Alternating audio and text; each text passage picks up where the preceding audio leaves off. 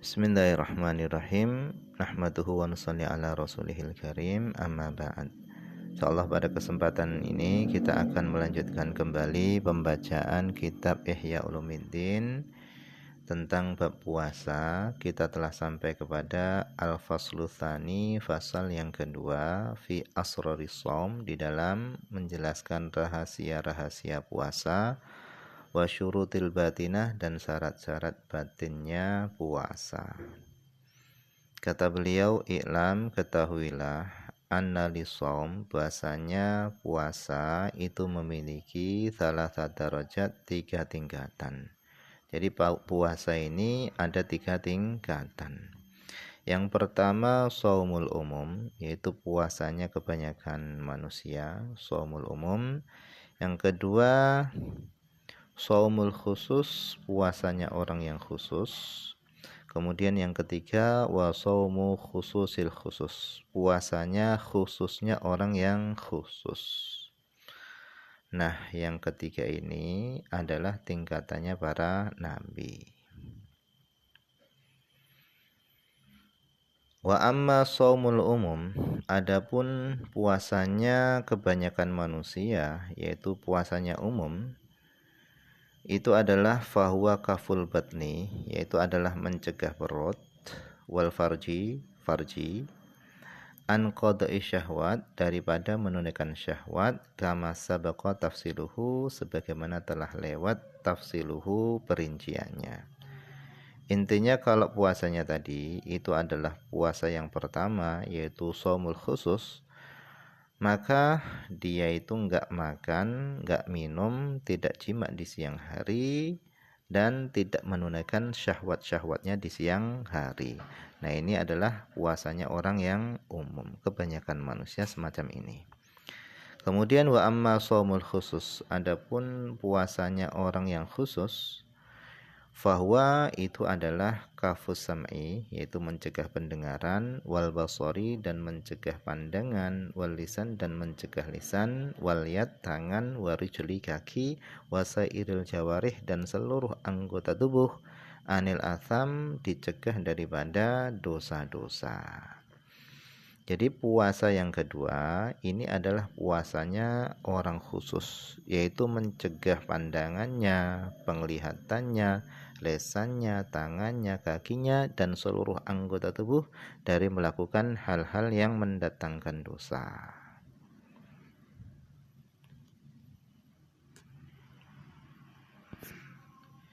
Kemudian wa amma shaumu khususil khusus, adapun puasanya khususnya orang yang khusus, fa shaumul qalbi, maka itu adalah puasanya hati, anil himamid dani'ah, daripada keinginan-keinginan yang rendah, wal afkari dunyawiyah, dan dari pikiran-pikiran keduniaan, wakafuhu, dan mencegah hati, amma, dari segala sesuatu, siwallah, selain Allah SWT, bil kulliyah, secara total.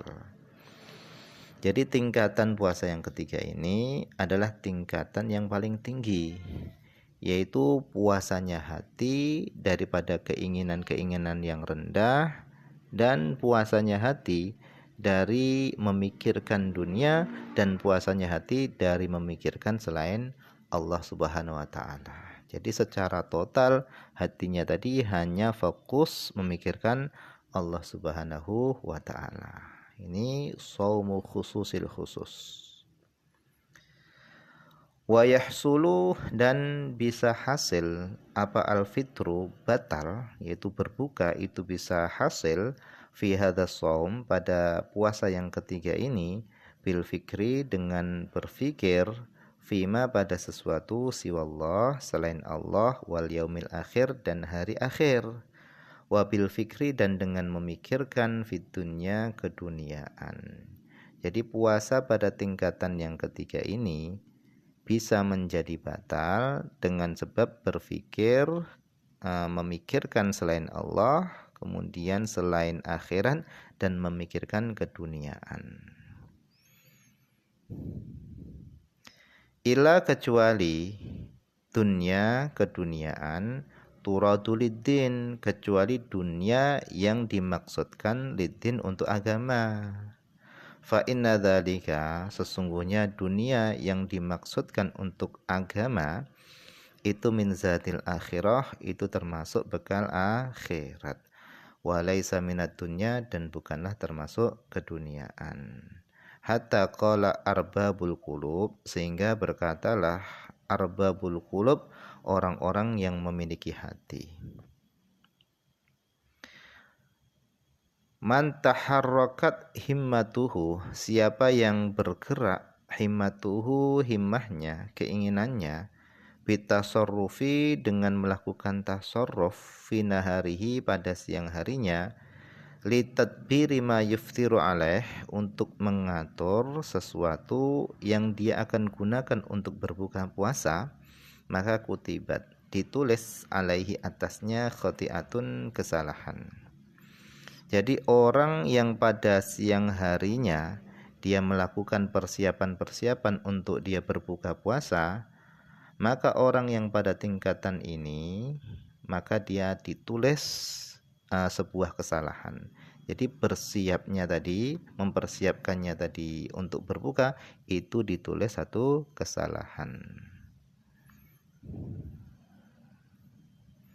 Kenapa? Fa inna dzalika, karena menyiapkan buka puasa tadi, sibuk mempersiapkan buka puasanya tadi, itu min qillatil wudhu, itu termasuk daripada kecilnya sedikitnya keyakinan, sedikitnya yakin atau percaya, bifadlillah, dengan karunia Allah, wa qillatil yakin, dan sedikitnya keyakinan, birizqihi, dengan rizkinya, al mau'ud, yang dijanjikan.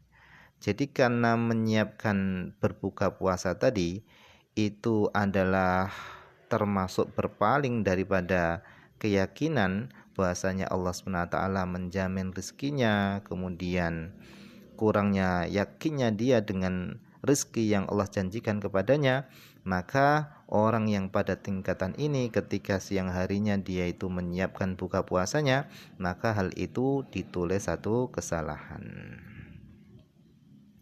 Wa hadhihi rutbatul anbiya, tetapi yang nomor 3 ini adalah tingkatannya para nabi. Jadi puasa yang tingkatan ketiga ini adalah puasa tingkatannya para nabi, wasiddiqin, dan orang-orang yang benar keimanannya, wal muqarrabin, dan tingkatannya orang-orang yang didekatkan kepada Allah Subhanahu wa taala.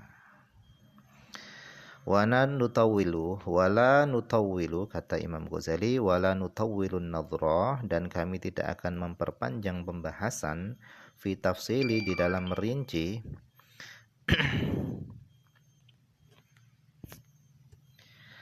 fi tafsili dzalika qaulan, di dalam merinci tingkatan yang ketiga ini, qaulan, secara perkataan.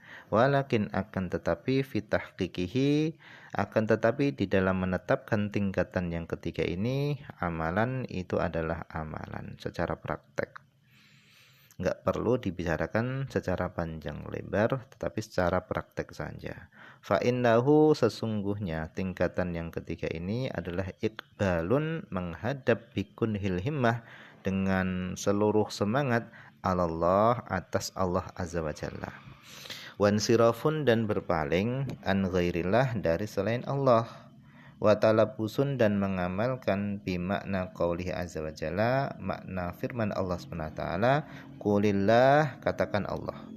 Katakan Allah, thumma dzarhum fi khawdihim yal'abun, kemudian tinggalkanlah mereka dalam keadaan main-main di dalam omong kosong mereka. Nah, ini adalah 3 tingkatan puasa menurut Imam Ghazali.